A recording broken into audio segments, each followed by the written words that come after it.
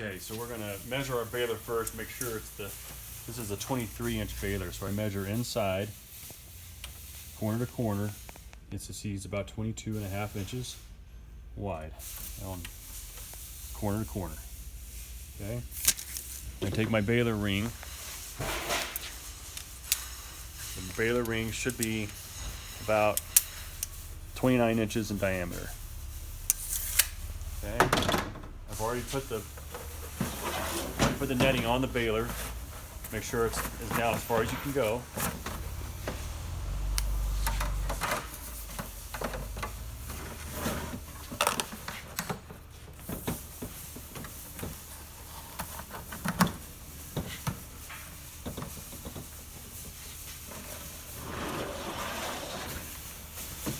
Turn it up. I've already cut the pieces of tape from before. Find the little blue tab. It says netting starts here. Now I start pulling it over the ring.